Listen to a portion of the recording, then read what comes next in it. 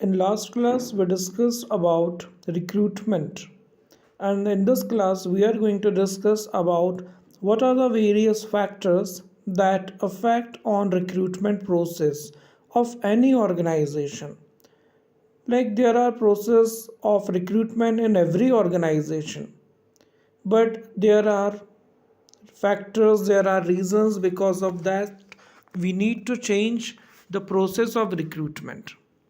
In a sense, हर organisation में recruitment process तो होती ही है, लेकिन वो रिक्रूटमेंट प्रोसेस होगी कैसी ये इस पर डिपेंड करता है कि कंपनी कैसी है, कंपनी का नेचर कैसा है, कंपनी साइज़ कितनी है, कंपनी बड़ी है छोटी है, whatever the reasons are, लेकिन उस कारण से रिक्रूटमेंट प्रोसेस में चेंजेस होते हैं. There are certain 7 reasons behind that. इसमें सबसे पहला है लीगल कंसिडरेशंस. गवर्नमेंट की तरफ से भी रिक्रूटमेंट के लिए रूल्स रेगुलेशन होते हैं जिसको हम लीगल कंसिडरेशंस बोलते हैं. मतलब company in legal rules regulation जो गवर्नमेंट द्वारा बनाए हुए होते हैं उससे बंधी हुई होती है और उसे के अकॉर्डिंग हर ऑर्गेनाइजेशन को रिक्रूटमेंट प्रोसेस में चेंजेस करने पड़ते हैं. जैसा एक गवर्नमेंट का रूल है कि 14 इयर्स या उससे छोटे बच्चे से आप किसी मैन्युफैक्चरिंग इंडस्ट्री में, हैवी इंडस्ट्री में काम नहीं करा सकते, उसको जॉब पे नहीं रख सकते. तो ऐसे सिचुएशन में गवर्नमेंट को जो रूल जो बनाया है गवर्नमेंट ने वो हर ऑर्गेनाइजेशन को मानना पड़ेगा. तो एक ये फैक्टर होता है लीगल कंसिडरेशन जिस कारण से आपके रिक्रूटमेंट प्रोसेस में चेंजेस हो सकते हैं. सेकंड है स्पीड ऑफ डिसीजन मेकिंग. हर ऑर्गेनाइजेशन में डिसीज़न जल्दी से हो जाएगा, it is not like that.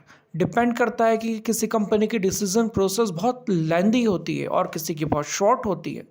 जैसे कि अगर आपकी कंपनी के ऑनर उस शहर में नहीं रहते हैं जहां आपकी कंपनी है तो डिसीज़न लेने में टाइम लगेगा, क्योंकि वो महीने में एक बार आपके टाउन में आते हैं, आपकी कंपनी में बैठते हैं एंड देन ही takes a decision, so it will take a time. लेकिन अगर वो फॉरेन में रहते हैं, लाइक आपने लक्ष्मी मित्तल जी का नाम सुना होगा, is well known steel king of the India. उनकी दुनिया के 13 देशों में इंडस्ट्रीज़ हैं. अब उन्हें जब भी डिसीज़न लेना हो तो ज़रूरी नहीं है, आजकल तो खैर डिजिटल युग है, वेबिनार और गूगल मीट वगैरह के थ्रू मीटिंग हो जाती है, but still there are certain decision जो आमने सामने बैठ के फेस टू फेस ही हो सकते हैं ऑन द टेबल. तो ऐसी स्थिति में हमें जब डिसीज़न लेना हो तो उसमें टाइम लग सकता है बिकॉज ऑनर दूसरी जगह रहते हैं. Not only the owner this only यही रीज़न नहीं है, इसके अलावा भी बहुत सारे रीज़न होते हैं. किसी किसी कंपनी की हायरार्की बहुत लंबी होती है, बहुत ऑर्गेनाइजेशन का स्ट्रक्चर इतना कॉम्प्लेक्स होता है, लेंदी होता है कि डिसीज़न लेने में बहुत टाइम लग जाता है, क्योंकि डिसीज़न ऊपर लिया जाता है टॉप मैनेजमेंट के द्वारा, तो उसमें टाइम लग जाता है. देन थर्ड फैक्टर है दैट इज़ ऑर्गेनाइजेशनल हायरार्की, जो हमने सेकंड पॉइंट में भी डिस्कस करा था. ऑर्गेनाइजेशन की हायरार्की या ऑर्गेनाइजेशन का स्ट्रक्चर किस तरह का है. जैसे हमारे घर में ग्रैंड पेरेंट्स होते हैं, देन पेरेंट्स होते हैं और फिर हम होते हैं. उसी तरह से एक ऑर्गेनाइजेशन में भी मैनेजिंग डायरेक्टर होते हैं, मैनेजिंग डायरेक्टर के बाद में जोनल मैनेजर होते हैं, दैन रीजनल मैनेजर होते हैं, एरिया मैनेजर होते हैं, फिर सेल्स एग्जीक्यूटिव्स होते हैं, फिर ट्रेनीज होते हैं. तो अगर मान लीजिए जोनल मैनेजर को कुछ डिसीज़न लेना है तो ठीक है, वो is directly connected with MD managing director से, तो वो डिसीज़न जल्दी हो जाएगा. लेकिन अगर decision related with the area manager लेना है तो वहाँ इट विल टेक टाइम, क्योंकि एरिया मैनेजर अपनी उस रिक्वेस्ट को रीजनल मैनेजर के पास भेजेगा, फिर वो जोनल मैनेजर के पास भेजेगा, देन एमडी के पास में जाएगा. तो फिर इस प्रोसेस में बहुत टाइम लग जाता है. Then next is applicant pool. Depend करता है रिक्रूटमेंट प्रोसेस बड़ी होगी, छोटी होगी, कैसी होगी, वो इस पर भी कि आपके पास में कितने एप्लीकेशंस आई हैं for the recruitment.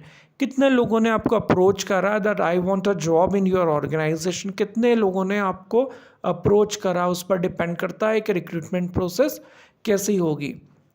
If you take example of UP, Bihar, जहाँ पॉपुलेशन डेंसिटी ज़्यादा है तो वहाँ आपको कैंडिडेट्स भी ज़्यादा मिलेंगे.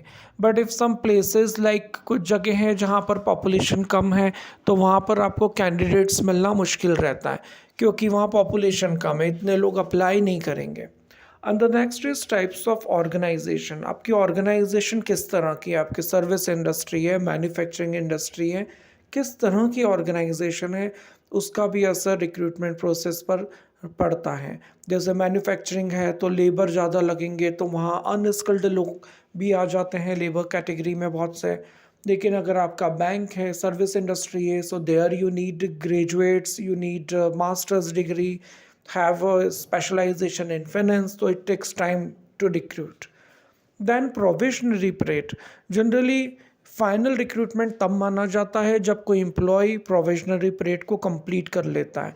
यूजुअली हर ऑर्गेनाइजेशन में प्रोविजनरी पीरियड 6 महीने का होता है मैक्सिमम कंपनीज में, but it may be more than that also, like 1 साल भी होता है बहुत सी कंपनीज में, किसी में 8 महीने भी होता है।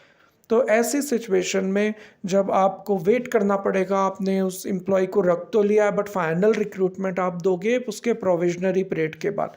प्रोविजनरी पीरियड मतलब होता है कोई एम्प्लॉय आया, उसने रिटर्न एग्ज़ाम दी, इंटरव्यू दिया, यू हैव फाइनलाइज्ड हिम, उसका हो गया अपॉइंटमेंट, लेकिन आप उसको बोलते हो कि विल सी योर परफॉर्मेंस, हम 6 महीने के लिए तुम्हारा परफॉर्मेंस देखेंगे, उसके बाद हम फाइनल करेंगे।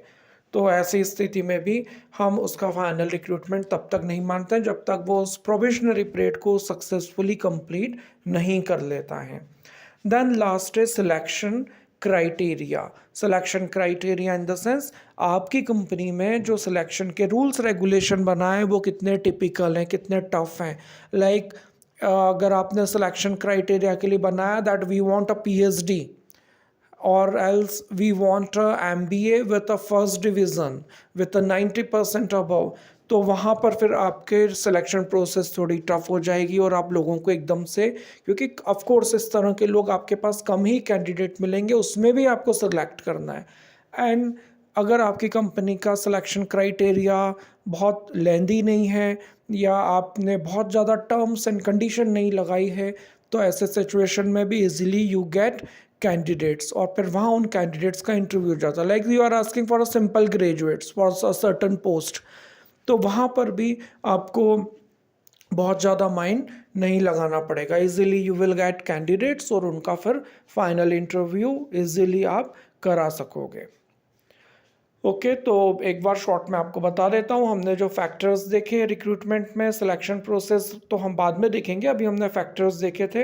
इसमें लीगल कंसिडरेशन था, then speed of decision making, आपकी कंपनी कितना जल्दी डिसीजन लेती है, आपके मैनेजर्स, देन आपकी ऑर्गेनाइजेशन की हायरार्की कितनी लेंदी है, कितना टाइम लगता है डिसीजन को ऊपर से नीचे या नीचे से ऊपर इम्प्लीमेंट करने में, देन एप्लीकेंट पूल, कितने कैंडिडेट्स आपके पास आए हैं, अगर आपके पास ज़्यादा कैंडिडेट आए हैं, वैकेंसी 10 है और 50 लोग आ गए, देन 5 में से 1 को लोगे, 5:1 का रेशो बनेगा। लेकिन अगर 10 ही वैकेंसी है और 5 ही लोग आए हैं, so the situation will be different. Like here एक इंग्लिश में जो प्रोवर्ब है, beggars are not the choosers, तो वो सिचुएशन रहेगी। Types of organisation can see, आपकी नेचर क्या है बिजनेस का, आपकी इंडस्ट्री है, मैन्युफैक्चरिंग, सर्विस इंडस्ट्री है, क्या है, उस पर भी डिपेंड करता है। प्रोविजनरी पीरियड मैंने आपको बताया था कि जो आपके ड्यूरेशन रहता है जिसके बाद में आपका कंफर्मेशन होता है। And in last that was selection criteria, कितना टिपिकल है, ग्रेजुएट्स चाहिए, कितनी डिमांड्स हैं आपकी उस पोस्ट के लिए, उस पर डिपेंड करता है कितना टाइम लगेगा। Okay, so that's it for guys. Next topic हम जो डिस्कस करेंगे वो मैं आपको हर बार बताता हूँ, इस बार भी बता रहा हूँ, ये बहुत इंटरेस्टिंग टॉपिक है, सोर्सेज ऑफ रिक्रूटमेंट, कि ऑर्गेनाइजेशन में रिक्रूटमेंट हम करते हैं तो उसका सोर्स क्या होता है, कहाँ से आते हैं, वो नेक्स्ट स्लाइड में, नेक्स्ट वीडियो में मैं आपको एक्सप्लेन करूँगा। That's it for today, bye bye, all the best.